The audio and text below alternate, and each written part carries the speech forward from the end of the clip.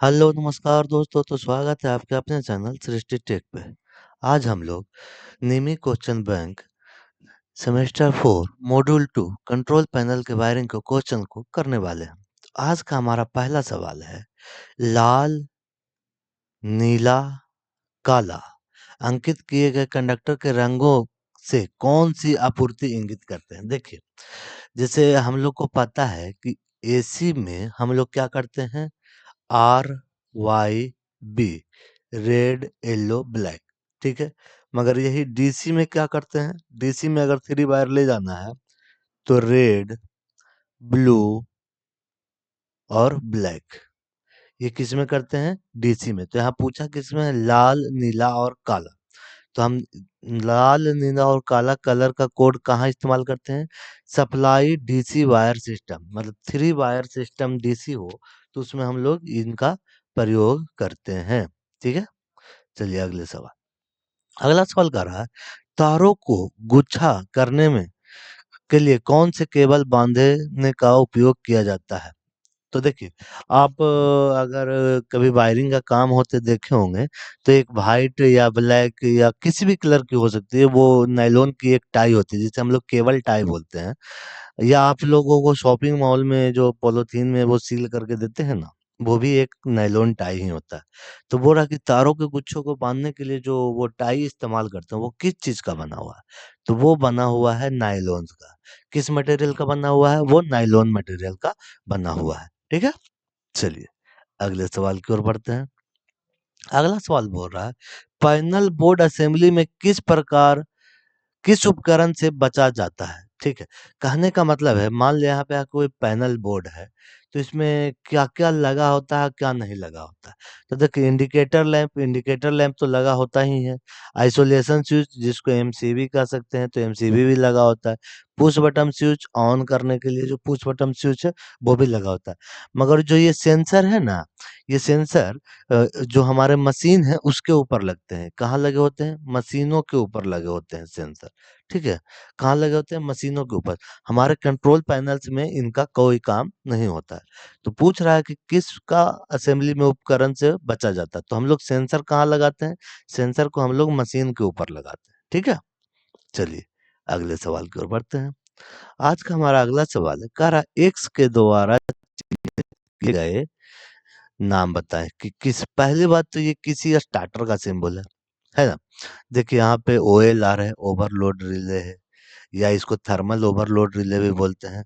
ये push button switch है, ये क्लोज सर्किट है, मतलब नॉर्मली ये क्लोज है, ये एनो सर्किट है, नॉर्मली ओपन है। ये कॉन्टेक्टर है, ये ऑक्सिलरी कॉन्टेक्ट हमें लग रहा है, हाँ ऑक्सिलरी कॉन्टेक्ट है। ये हमारा एनवीसी कॉइल लग रहा है, नो वोल्टेज कॉइल। तो इस तरह से क्या है, ये हमारा किस चीज का फिगर लग रहा है, ये हमारा किसी स्टार्टर का फिगर है, ठीक है। स्पष्ट रूप से पता नहीं चल रहा मगर है ये स्टार्टर का फिगर। तो पूछ रहा है कि ये वाला हिस्सा क्या है, तो ये वाला हमारा क्या है, ऑक्सिलरी कॉन्टेक्ट है। कौन सा कॉन्टेक्टर है? Auxiliary contact. मेन कॉन्टेक्टर यहाँ पे रहता है बीच में, और ये जैसे ही ऑन करते हैं वो मेन कॉन्टेक्टर को पकड़ लेता है, फिर जो सहायक कॉन्टेक्टर रहते हैं वो बगल में लगे रहते हैं, तो उसको बोलते हैं ऑक्सिलरी कॉन्टेक्टर, ठीक है। अगर स्टॉप बटन पूछता तो ये होता स्टॉप बटन, स्टार्ट बटन ये है, ठीक है। मेन कॉन्ट्रैक्टर यहाँ बीच में, या इसी को आप मेन कॉन्ट्रैक्टर मान लो यहाँ पे, ठीक है। चलिए अगले सवाल की ओर बढ़ते हैं। अगला सवाल बोल रहा है कि कंट्रोल पैनल वायरिंग एक्सेसरीज का नाम क्या है? देखिए, जो हमारे घरों में जो हमें एमसीबी बॉक्स खरीद के लाते हैं ना, उसमें यही यही वाला चैनल लगा रहता है जिसको क्या कहते हैं, डीन रेल। ये क्या कहते हैं, इसे डीन रेल।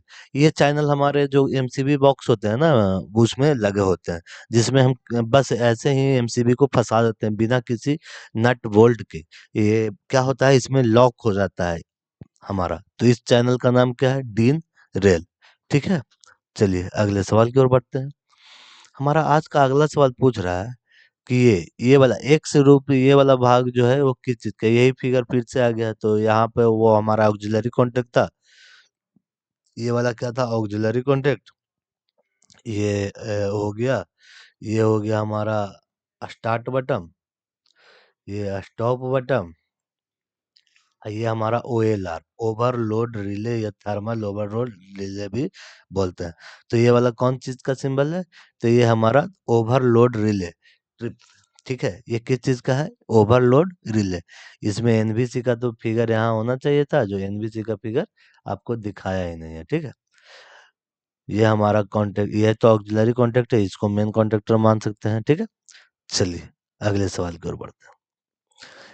कह रहा कंट्रोल पैनल वायरिंग में प्रयुक्त सामग्री का नाम क्या है? देखिए ये भी एक तरह का केबल टाई ही है, ये भी केबल को एकत्र करके बांधने के काम ही आता है। ठीक है, ये भी केबल क्या है? केबल को बांधने के लिए काम आता है। इसमें ये जो छोटे छोटे होल से दिख रहे हैं ना, ये इसमें लाके इसके टाई को फंसा दिया जाता है। ठीक है, तो ये भी एक तरह का क्या है? केबल टाई ही है, जो केबलों को मजबूती से पकड़ने के काम आता है। केबल बांधने का पट्टी, केबल बाइंडिंग स्ट्रिप, ये क्या है? केबल बाइंडिंग स्ट्रिप है। ठीक है, चलिए अगले सवाल की ओर बढ़ते हैं। आज का हमारा अगला सवाल कर रहा है कंट्रोल पैनल वायरिंग में प्रयुक्त गौना का क्या नाम है? भी what is the name of the accessories use in control panel wiring. कह रहा है उपकरण लिखना चाहिए था, मगर ये गौना लिख दिया है। ठीक है, कोई बात नहीं। इसीलिए मैं बोल रहा हूँ थोड़ा-सा जहाँ पे कन्फ्यूज़न लगे आप इंग्लिश वर्ड को ज़रूर पढ़ें।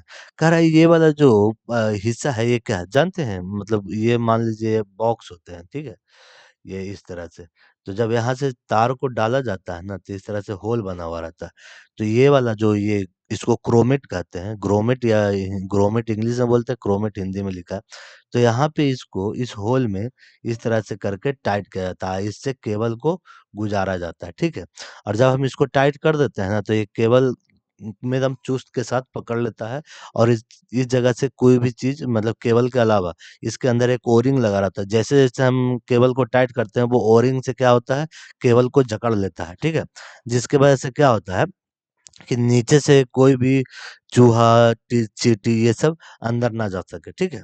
तो ये एक तरह से, और उसके बाद हम क्या करते हैं, बॉक्स को पैक कर देते हैं। तो बोल रहा है कि ये वाला क्या है? तो इससे हम लोग क्या करते हैं, जो हमारा जेबी मतलब जेबी या टर्मिनल बॉक्स होते हैं ना, उसके अंदर हम लोग क्या करते हैं, कनेक्ट करते हैं केबलों को। ठीक है?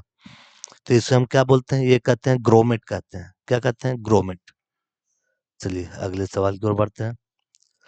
अगला सवाल कह रहा है कि पैनल बोर्ड में कौन सा डिवाइस ओवरलोड और शॉर्ट सर्किट से बचाता है? देखिए, कह रहा है कि जो हमारा पैनल बॉक्स है या कंट्रोल पैनल बॉक्स है, उसमें ओवरलोड या शॉर्ट सर्किट से कौन बचाता है? तो देखिए यहाँ पे लिखा हुआ मिनिएचर सर्किट ब्रेकर, मतलब MCB। हम लोग क्या करते हैं, जो मेन टर्मिनल बॉक्स होते हैं, पैनल बॉक्स होते हैं, उसमें क्या लगाते हैं? MCB लगाते हैं, शॉर्ट सर्किट और ओवरलोड से बचने के लिए। ठीक है, चलिए अगले सवाल की ओर बढ़ते हैं। अगला सवाल कह रहा है कि एक्चुएटर के साथ कौन-सा स्विच मशीन की गति या किसी वस्तु के भाग द्वारा स्वचालित होता है? देखिए एक्चुएटर कहने का मतलब है, एक ये एक्चुएटर हम लोग टेक्निकल लैंग्वेज है, जो प्लांट्स वगैरह में काम करते हैं उनको पता होगा। एक्चुअली में एक्चुएटर बोलते हैं मशीन को, मोटर को, जो मोटराइज़ होते हैं ना, उसे बोलते हैं एक्चुएटर। ये टर्म आपको ज़्यादातर जो थर्मल प्लांट्स होते हैं ना, उसमें ज़्यादा इस्तेमाल होता है। तो कह रहा है एक्चुएटर को कंट्रोल करने के लिए क्या लगाते हैं? तो उसको लगाने के लिए जैसे वो मान लो एक्चुएटर यहाँ पे क्लोज है, यहाँ पे ओपन है। तो ये दोनों जगह एक-एक क्या लगा रहता है? लिमिट स्विच लगा रहता है। ठीक है? जैसे ही जैसे ये वाला वाल्व है, इसमें ये एक्चुएटर फँसा हुआ है। अभी मान लो ये क्लोज़ पोज़ीशन में है, तो यहाँ पे भी जो लिमिट स्विच है, जब यहाँ आएगा तो ये क्या करेगा, इसको बता देगा कि मोटर को यहाँ पे अब आप क्लोज़ हो चुके हैं। अब वो क्या करेगा, सप्लाई को काट देगा। जैसे ही अब ओपन करना होगा तो फिर जब ये ऊपर जाएगा तो ये लिमिट स्विच को प्रेस कर देगा। तो क्या हो रहा है, मोटर को हो जाएगा कि ये पूरा ओपन है। तो क्या करता है ये, इसके स्पीड को क्या कर रहा है, कंट्रोल कर रहा है, मशीन की गति को क्या कर रहा है, कंट्रोल करना है, कितना ऑपरेट हो रहा है, करना है, ये भी बताता है। इसमें 2 पॉइंट्स होते हैं, एक NO होता है, एक NC होता है। ठीक है? तो कह रहा है कि एक्चुएटर कौन-सा स्विच मशीन की गति को किसी वस्तु के द्वारा संचालित करता है, तो इसको कहते हैं हम लोग लिमिट स्विच। क्या है ये? लिमिट स्विच है। ठीक है? अगला सवाल बोल रहा है ऑफ लोड स्थिति में कौन-सा स्विच संचालित होता है? ऑफ लोड मतलब कहना है कि हमको किसी भी सप्लाई को ऑफ करना है, तो उसके लिए कौन-सा स्विच का इस्तेमाल करेंगे? तो उसके लिए हम लोग करेंगे आइसोलेशन स्विच का। किसका इस्तेमाल करते हैं? आइसोलेशन स्विच का इस्तेमाल करते हैं ऑफ लोड स्थिति में। ठीक है? चलिए अगले सवाल की ओर बढ़ते हैं। हमारा अगला सवाल है, पैनल बोर्ड में दो अलग अलग अर्थिंग प्रदान करने का क्या कारण? देखिए, कहता है कि जहां भी सेंसिटिव जगह होते हैं ना, जैसे हमारा पैनल बोर्ड है, यहाँ से सारी जगह की सप्लाई आ रही है जा रही है, तो हम लोग दो अर्थिंग इसलिए उपयोग करते हैं कि अगर बाई चांस एक अर्थिंग हमारा फेल भी हो जाए तो हमारा दूसरा अर्थिंग क्या करे, काम करता रहे। तो पैनल बोर्ड में दो अलग अलग अर्थिंग का क्या काम है? दो अलग अलग अर्थिंग का काम है ensure one earthing in case of other failure, कर अन्य विफलता के मामले में एक अर्थिंग सुनिश्चित करें। मतलब अगर एक अर्थिंग मेरा खराब हो जाए तब भी दूसरा अर्थिंग हमारा काम करता रहे। ठीक है, अगला सवाल, अगला सवाल कर रहा है, किसी सर्किट में लिमिट स्विच का, अच्छा, किसी सर्किट में लिमिट स्विच का, किस सर्किट में लिमिट स्विच का उपयोग करते हैं? अच्छा, किस सर्किट में लिमिट स्विच का उपयोग करते हैं? तो देखिए यहाँ पे लिफ्ट सर्किट लिखा हुआ है, बिल्कुल सही। आप ये देखते होंगे जो लिफ्ट के गेट्स होते हैं ना, गेट में क्या होता है, ये लिमिट स्विच का इस्तेमाल होता है। जब तक वो गेट, मतलब मान लेते हैं कि ये हमारा, ये लिफ्ट है, इसका गेट है, ओपन हुआ, ओपन हो, जब तक ये ओपन हो गया, जब ये क्लोज होता है तो ये लिमिट स्विच को प्रेस करता है। जब तक ये लिमिट स्विच को प्रेस नहीं करेगा, ये लिफ्ट को कोई कमांड नहीं जा सकता है, क्योंकि यहाँ पे गेट खुला हुआ। तो इसीलिए लिफ्ट में हमेशा गेट पे, जो लिफ्ट का गेट होता है ना, उसमें हम लोग किसका उपयोग करते हैं? ये लिमिट स्विच का। ठीक है, लिमिट स्विच का इस्तेमाल करते हैं। अगला सवाल, अगला सवाल कर रहा है कि एक संयोजक में नियंत्रण सर्किट वोल्टेज और बिजली का चयन कैसे किया जाता है? एक संयोजक में नियंत्रण, मतलब वोल्ट नियंत्रण सर्किट, जो कंट्रोल, देखिए दो तरह की वायरिंग हम लोग करते हैं, एक कंट्रोल पावर वायरिंग करते हैं, एक कंट्रोल सर्किट वायरिंग करते हैं। तो जो हम लोग कंट्रोल सर्किट वायरिंग है, उसके पावर को कंट्रोल कैसे करते हैं? NVC coil, no voltage coil की मदद से, as per no voltage coil rating, no voltage coil की रेटिंग से हम लोग कंट्रोल वायरिंग को, सप्लाई को नियंत्रित करते हैं। ठीक है, चलिए अगले सवाल की ओर बढ़ते हैं। चलिए अगले सवाल की ओर बढ़ते हैं। तो हमारा अगला सवाल है, कह रहा है कि संयोजक का चयन करने के लिए मापदंड क्या है? What is the criteria to select to the contractor? जैसे हमको कह रहा है कि कॉन्ट्रैक्टर को सेलेक्ट करने का क्या क्राइटेरिया होता है? जो करेक्ट, तो क्या होता है? Supply voltage and no voltage. जैसे हमारा जो कॉन्ट्रैक्टर होगा, उसको मतलब निर्धारण कैसे करेंगे कि कौन सा, तो उसमें जो सप्लाई को हम इनपुट देंगे, आपूर्ति वोल्टेज, और उस पे लोड क्या है, उस हिसाब से हम किसका, कॉन्ट्रैक्टर का चयन करते हैं। अगर मान लो कि मेरा सप्लाई वोल्टेज 220 है और जो हमारा लोड है वो 10 एम्पियर है, और मोटर का जो एम्पियर रेटिंग है वो 20 एम्पियर है, तो वो क्या, कॉन्ट्रैक्टर क्या हो जाएगा, फेल्योर हो जाएगा।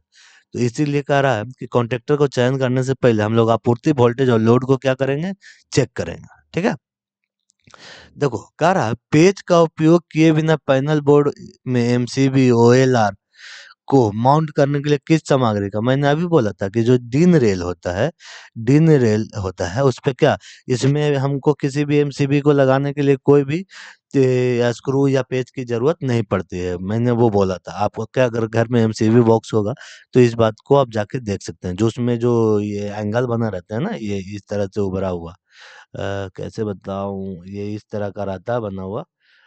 ठीक है, इधर से ऐसे इधर से ऐसे, इसी में क्या करते हैं हम लोग, फंसाते हैं एमसीबी को। ठीक है, चलिए अगले सवाल की ओर बढ़ते हैं। अगला सवाल कह रहा है कि किस प्रकार का उपकरण मोटर्स को एक पैनल बोर्ड में हीटिंग और ओवरलोडिंग से बचाता है? देखिए हमने बताया था कि जो मोटर को बचाता है ओवरलोडिंग और हीटिंग से, वो कौन सा बताता है, thermal relay, thermal overload relay. ठीक है, thermal overload relay.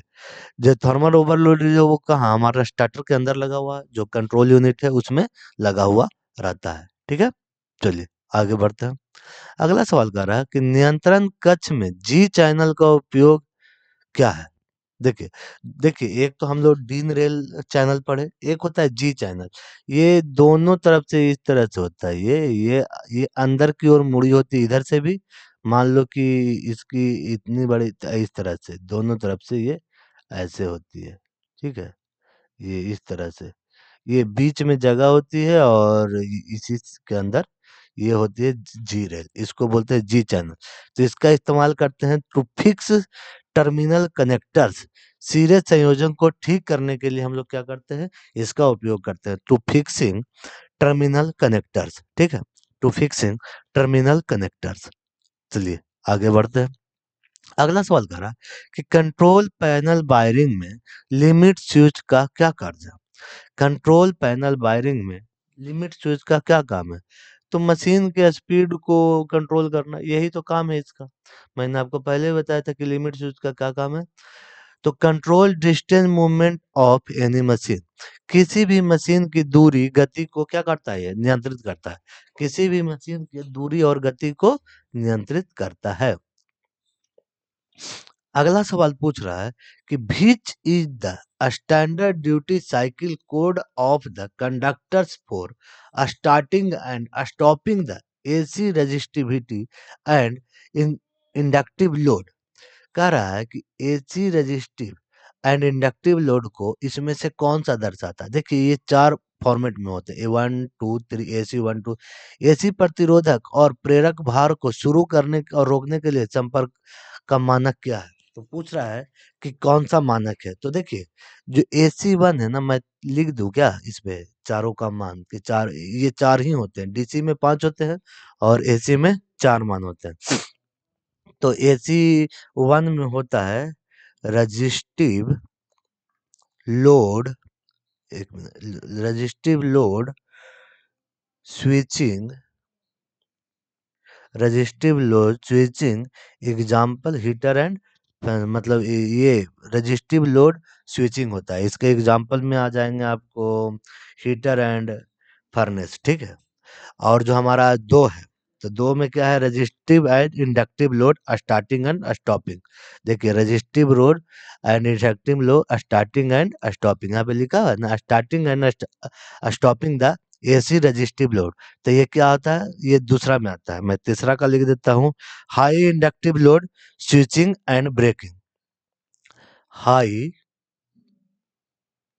High HIGH, high inductive load switching and breaking, ये होता है तीसरे कंडीशन के लिए। और चौथे कंडीशन के लिए होता है high inductive load switching and breaking with frequent and short time operation, ठीक है। यहाँ तक तो ठीक है, high inductive load switching and breaking. इसी में आगे जोड़ दीजिए frequent, REQUENT, frequent and short time operation, ठीक है। ये दोनों को मिला दीजिएगा तो AC 4 और AC 3 में क्या इतना तक ही आएगा, ठीक है। तो इस तरह से ये चार कोड होते हैं, आपको ये चारों ध्यान में रखना होगा। हम या हमसे पूछा start and stopping the AC resistive and inductive load, तो ये AC 2 में आता है। अगर पूछता रजिस्टिव लोड स्विचिंग तो AC 1 में आता है। AC 3 में क्या आएगा? High inductive load switching and क्या बोल रहा है? ब्रेकिंग, स्विचिंग एंड ब्रेकिंग, ठीक है। अगर यही AC 4 में पूछता तो high inductive load switching and breaking, breaking frequent and short time operation, ठीक है, frequent and short time operation. चलिए अगले सवाल की ओर बढ़ते हैं। अगला सवाल कह रहा है कि स्वचालित star delta starter, automatic star delta starter में जो ये सीक्वेंस है उसको सेट करना। तो देखिए जो हमारा स्वचालित स्टार डेल्टा स्टार्टर है उसमें हम लोग को क्या कुछ करना रहता है? बस हम लोग क्या करते हैं, सबसे पहले तो स्टार्ट करते हैं। तो ये मेन वाला सप्लाई तो सबसे पहले खत्म हुआ। सबसे पहले क्या करते हैं, मोटर को हम स्टार्ट पुश बटन दबाते हैं। तो यहाँ पे देखिए क्या क्या है, पुश बटन दबाते के साथ टाइमर में नहीं जाता है। पुश बटन दबाने के बाद वो मेन सप्लाई में चला जाता है। मेन सप्लाई के बाद वो टाइमर में जाता है और उसके बाद टाइमर में कुछ देर चलने के बाद क्या करता है, जितना भी उसकी टाइमिंग फिक्स की हुई है उसके बाद वो कहाँ चला जाता है? डेल्टा में चला जाता है, ठीक है। चलिए अगले सवाल की ओर बढ़ते हैं। आज का हमारा अगला सवाल बोल रहा है कि नियंत्रण ट्रांसफार्मर के साथ नियंत्रण पट क्यों प्रदान किया जाता है?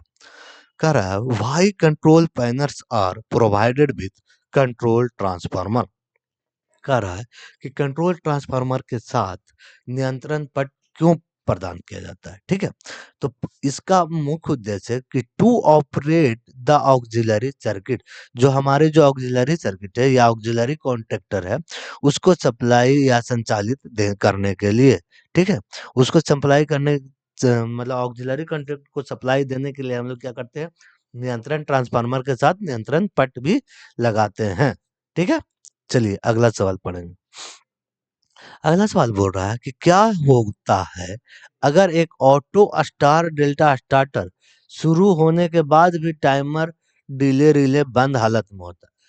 देखिए, अगर टाइमर रिले डिले नहीं हो पा रहा है तो इसका मतलब वो शॉर्ट सर्किट हो गया है अंदर में, इसी वजह से ये क्या हो रहा, नहीं हो रहा।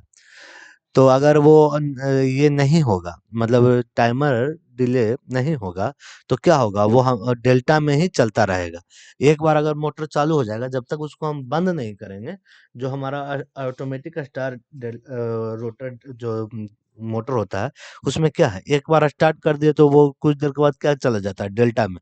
तो हमेशा क्या करेगा, वो डेल्टा में ही चलता रहेगा, वो स्टार कनेक्शन में नहीं चलेगा। ठीक है, चलिए अगले सवाल की ओर बढ़ते हैं। अगला सवाल कह रहा है कि एक कंट्रोल पैनल वायरिंग में पीवीसी चैनल का क्या उपयोग है। What is the use of PVC channel in control panel wiring. तो कह रहा है कि कंट्रोल पैनल वायरिंग में पीवीसी का क्या उद्देश्य है। तो हमारा उद्देश्य है बिजली के तारों और सुरक्षा की रास्ता प्रदान करा, path way for electric wiring and products. देखिए, ये यू शेप का एक इस तरह से बना रहता है, ये इसमें बहुत सारे तार को इससे ले जाया जाता है और उससे एक ऊपर से एक ढक्कन इस तरह से लगा दिया जाता है। इसको जैसे हमारा केसिंग कैपिंग वायरिंग होता है ना, उसी प्रकार के इसमें एक ये रहता है। तो इसमें बहुत सारे तार ले जाते हैं और ऊपर से ये क्या करते हैं, ढक्कन लगा देते हैं, जिससे हमारा केबल सुरक्षित होता है। तो बिजली के तारों को सुरक्षित रास्ता प्रदान करने के लिए इसका इस्तेमाल हम लोग करते हैं। अगला सवाल कह रहा कि नियंत्रण पट में थर्मल ओवरलोड रिले का उद्देश्य क्या है। नियंत्रण पट में थर्मल ओवरलोड रिले का उद्देश्य क्या है। तो देखिए, जो थर्मल ओवरलोड रेडियो का क्या उपयोग है, मोटर को ओवर हीटिंग और ओवरलोडिंग से बचाने के लिए। बिल्कुल सही। जो थर्मल ओवरलोड रिले नाम से ही स्पष्ट है कि अगर ओवरलोड के कंडीशन होगा तो वो उससे बचाएगा। ठीक है, ओवरलोड कंडीशन में बचाएगा, या मोटर पे अधिक करंट ले रहा है, ओवरलोड होगा तो अधिक करंट लेगा, तो उस कंडीशन में क्या करेगा, बचा लेगा। ठीक है, चलिए अगले सवाल पे। कह रहा है कि औद्योगिक अनुप्रयोग में मोटर्स के अनुक्रमिक नियंत्रण की आवश्यकता क्यों होती है। Why sequential control on motor in required to industry appliances. कह रहा है कि जो हमारे इंडस्ट्रीज हैं उसमें मोटर को जो ये हमारा अनुक्रमित नियंत्रण, मतलब जितना हम चाहे उतना पे उसे कंट्रोल कर सकते हैं। तो क्यों जरूरत, तो हमें जो ऑपरेशन होता है उसके जो एक्यूरेसी को मेंटेन करने के लिए इस तरह की हम लोग को कंट्रोल वायरिंग की जरूरत पड़ती है। ठीक है, तो to increase the accuracy of operation, operation की सटीकता को बढ़ाने के लिए हम लोग किस तरह का प्रयोग करते हैं, ऑपरेशन की सटीकता को बढ़ाने के लिए हम लोग मोटर को अनुक्रमिक नियंत्रित करते हैं। ठीक है, सीक्वेंसली कंट्रोल करते हैं। चलिए अगले सवाल की ओर बढ़ते हैं। अगला सवाल कर रहा है कि which material is use to make open form biometrical adjustable thermostat contacts. तो बोल रहा है कि किस सामग्री का उपयोग खुले फ्रेम के द्विधात्विक समायोज थर्मोस्टेट संयोजक को बनाने के लिए किया जाता है। तो किस सामग्री का उपयोग खुले फ्रेम के द्विधात्विक संयोजन थर्मोस्टेट संयोजन को बनाने के लिए किया जाता है। तो किया जाता है चांदी का। किसका इस्तेमाल किया जाता है, चांदी का इस्तेमाल हम लोग करते हैं। ठीक है, अगला सवाल कह रहा है कि din rail, what is the purpose of din rail use on control panel wiring. तो कह रहा कंट्रोल पैनल बारिंग में डीन रेल चैनल का उपयोग क्यों करते हैं। तो क्यों करते हैं, हम पहले स्क्रू के बिना नियंत्रण सामग्री को लगाया जाता है। इसमें क्या होता है, लॉक सिस्टम होता है, बस आप गए लॉक कर दिया और लॉक को हटा के तुरंत उसे बाहर खोल के हटा भी लेते हैं। बिना स्क्रू के इसमें हम लोग क्या करते हैं, किसी भी कंट्रोल पैनल को एसोसरीज मतलब वो लगा लेते हैं। ठीक है, अगला सवाल कर रहा हूं। कौन सी डिवाइस कौन सी डिवाइस अनुक्रमिक नियंत्रण प्रणाली को संचालन करने के लिए नियंत्रित करता है? मतलब जो सीक्वेंस में हमको चलाना है तो कौन सी डिवाइस का इस्तेमाल करते हैं? तो हम लोग इस्तेमाल करते हैं टाइमर का। क्या करता है? टाइमर का। क्या टाइमर हमारा क्या करता है? उस टाइमिंग जो हमारा है वो सीक्वेंस में लगा के हम उसका टाइमर का इस्तेमाल करते हैं। ठीक है? अगला सवाल करा, कौन सा डीसी लोड संपर्ककर्ताओं के D4 मानक कर्तव्य चक्र के द्वारा दर्शाया गया है? देखिए यही मैं समझाना चाह रहा था। एसी में 4 होता है मगर डीसी में 5 होता है।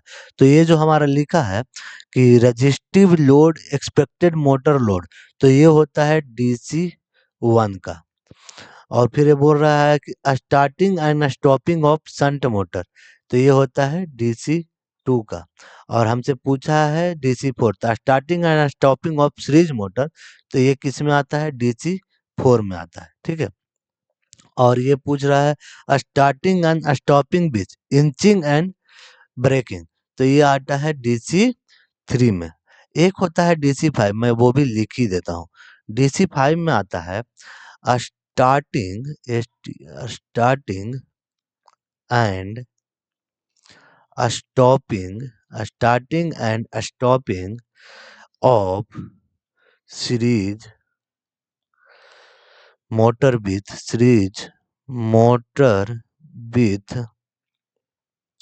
Inching and plugging. कहने का मतलब है ना कि एक तरह का वर्गीकरण है। जैसे मान लो अगर डीसी 1 लिखा हुआ किसी सर्किट के पैनल के ऊपर, तो उसमें क्या होगा? Resistive load expected motor load के हिसाब से हम उसका इस्तेमाल करेंगे। अगर लिखा हुआ है डीसी 2, तो इसमें क्या होगा? स्टार्टिंग और स्टॉपिंग शंट मोटर, मतलब वो शंट मोटर के लिए इस्तेमाल करेंगे। डीसी 4 लिखा हुआ है तो उसके सीरीज मोटर में इस्तेमाल करेंगे। तो इस तरह से वो लिखा हुआ रहता है स्टार्टर के ऊपर। तो उससे आपको ये कोड अगर याद है तो आपको समझ में आ जाएगा कि इसको कहाँ पे इस्तेमाल करना है। ठीक है? चलिए 100 नंबर सवाल कह रहा है कि कंट्रोल पैनल वायरिंग में उपयोग किए जाने वाले नियंत्रण ट्रांसफार्मर का उद्देश्य क्या है? What is the purpose of control transformer use in control panel wiring? तो कह रहा है कि कंट्रोल पैनल वायरिंग में उपयोग किए जाने वाले नियंत्रण ट्रांसफार्मर का उद्देश्य क्या है? तो इसका उद्देश्य to supply the power to the auxiliary circuit, जो हमारा एक्जुलरी कॉन्टेक्टर है उसमें सप्लाई को प्रदान करने के लिए इसका इस्तेमाल किया जाता है।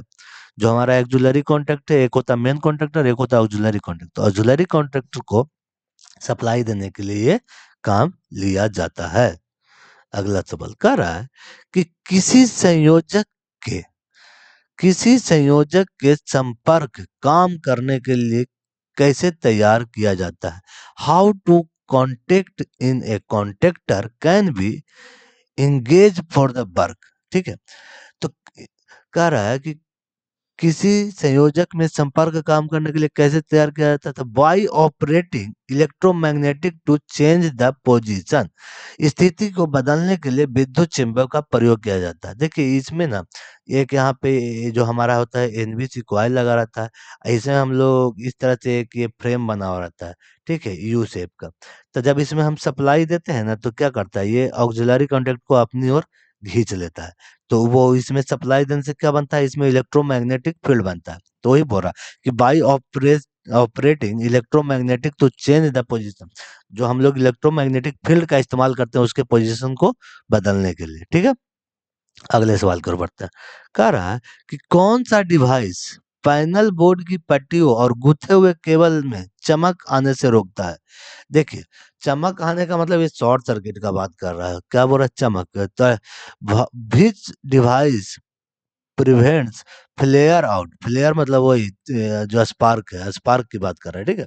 तो थोड़ा हिंदी शब्द में कंफ्यूजन लगे तो मैं बार बार बोलता हूँ, इंग्लिश शब्द पढ़ लिया किसी। तो बोल रहा है कि जैसे जो हमारा कोई केबल है, ये हमारा केबल है, इसमें से ये कंडक्टर निकले हुए हैं। तो इसको हम क्या करते हैं, किसी भी टर्मिनल पे कसने से पहले या तो इसमें लग्स लगाते हैं, जो ओ टाइप का लग्स होता है इस तरह का, इसके बीच में क्या करते हैं, बोल्ट को फंसा देते हैं। तो लग्स और थिम्बल का इस्तेमाल करते हैं। क्यों? क्योंकि वो मजबूती से कसा रहे और हमारे तार एक टर्मिनल से दूसरे टर्मिनल को टच भी ना करे, नहीं तो वो क्या होता है, स्पार्क होने का खतरा बना रहेगा, शॉर्ट सर्किट होने का खतरा बना रहेगा। तो हम लोग क्या इस्तेमाल करते हैं, लग्स एंड थिम्बल का इस्तेमाल करते हैं, ठीक है। चलिए अगले सवाल की ओर बढ़ते हैं। अगला सवाल कह रहा है कि पैनल में कीड़े और चूहों को घुसने के लिए कौन सी रक्षा करता है। देखिए मैंने अभी बताया था कि जो वो इससे पहले एक फिगर आया था ना इस तरह से, यहाँ पे लगा हुआ था ये हमारा नट बोल्ट, इसमें जब ये और ये पैनल के आगे के ये मुंह में घुस जाता है, ये पैनल में चला जाता है। तो ये ग्रोमेट, मैंने बोला था ना कि जो हमको पैनल में कीड़े और चूहे से केबल की रक्षा प्रदान करने के लिए क्या होता है, बाई यूजिंग क्रोमेट, क्रोमेट के द्वारा हम केबल को पैनल के अंदर ले जाते हैं ताकि उसके सहारे कोई भी अंदर ना घुस पाए। वो क्या करता है, वो लॉक कर देता है पूरा केबल को, उस केबल के अलावा उसमें किसी चीज को डाला नहीं जा सकता है। तो इसीलिए हम लोग पैनल के अंदर केबल को सुरक्षा प्रदान करने के लिए ग्रोमेट का इस्तेमाल करते हैं, ग्रोमेट के द्वारा उसे टाइट करते हैं, ठीक है। चलिए अगला सवाल बोल रहा है कि नियंत्रण पट के लेआउट को डिजाइन करते समय किन बातों की आवश्यकता होती है। एक मिनट। नियंत्रण पट के लेआउट को डिजाइन करते समय किस आवश्यकता विशेष का विचार रखना पड़ता है। जैसे कहने का मतलब है कि मैं ये पैनल है मेरा, ठीक है। इसकी जब हम गेट को अगर खोलेंगे तो इसको गेट को खोलने के लिए क्या होनी चाहिए, सफिशिएंट जगह होनी चाहिए। अगर नहीं होगा तो पैनल के अंदर काम ठीक से नहीं कर पाएंगे। तो यही बोल रहा है, कैबिनेट दरवाजे के बाहर लंबाई और चौड़ाई और स्विचिंग क्षेत्र। कह रहा है कि कैबिनेट की जो outside dimension and swing area for of cabinet door, कह रहा है कि जो उसका जो गेट खुलने के जो स्विंग एरिया है वो पूरा क्या होना चाहिए, खुला होना चाहिए। ऐसा नहीं कि मेरे पैनल का गेट आधा ही खुला, तो इस बातों का ध्यान रखना है कि पैनल का गेट पूरा खुल सके, ठीक है। अगला सवाल कह रहा है कि पावर और कंट्रोल वायरिंग अलग अलग रेंज बेज में क्यों चलते हैं। पावर और कंट्रोल वायरिंग, देखिए मैंने हमेशा बोला है कि हम लोग दो तरह की वायरिंग करते हैं, एक पावर वायरिंग करते हैं, एक कंट्रोल वायरिंग करते हैं। तो इसलिए अलग करते हैं ना, ताकि दोनों के जो फ्लक्स हैं वो आपस में रिएक्ट ना करें। दोनों के तार को अलग या वायरिंग को अलग इसीलिए किया जाता है ताकि उनके फ्लक्स एक दूसरे के फ्लक्स को डिस्टर्ब ना करें। To reduce the radio interference, मतलब रेडियो हस्तक्षेप को कम करने के लिए। रेडियो हस्तक्षेप बोले तो इसके जो फ्लक्स है उसके फ्लक्स को एक दूसरे में हस्तक्षेप ना करें, इसके लिए इसका इस्तेमाल हम लोग करते हैं। हम लोग क्या करते हैं, पावर और कंट्रोल वायरिंग को अलग अलग करते हैं। अगला सवाल कर रहा है, ये आज का हमारा आखिरी सवाल है, ठीक है। तो अगला सवाल ये कह रहा है कि मोटर दिशा क्यों नहीं बदल रहा अगर रिवर्स पुश बटन को फॉरवर्ड और रिवर्स कंट्रोल स्टार्ट डेल्टा में दबाया जा रहा। देखिए कर हम मोटर दिशा क्यों नहीं बदल रहा, या तो हम जो पुश बटन दबा रहे हैं वो खराब हो गया हो, या अंदर से कोई हमारा कनेक्शन क्या हो सके ये खराब हो गया हो। तो क्या होगा, अगर फॉरवर्ड में पुश होके पकड़ लिया होगा उसका एनओएनसी स्विच, तो वो ऐसा ही चलते रहेगा। या अंदर से वो शॉर्ट सर्किट हो गया, वो खराब हो गया हो, तो बहुत सारे रीजन है। तो हम ऑप्शन देखते हैं, कह रहा है नो वोल्टेज कॉइल में वो अर्जित नहीं है। नहीं, नो वोल्टेज कॉइल अगर अर्जित नहीं रहेगा तो मोटर ही बंद हो जाएगा। फॉरवर्ड कनेक्टर में फॉल्ट, ये भी हो सकता है। Due the interlock in the reverse control, reverse connector में इंटरलॉक करना मतलब वो आपस में शॉर्ट सर्किट हो जाना, ठीक है, ये हो सकता है। तो due the interlock in reverse contactor में इंटरलॉक करना, ठीक है।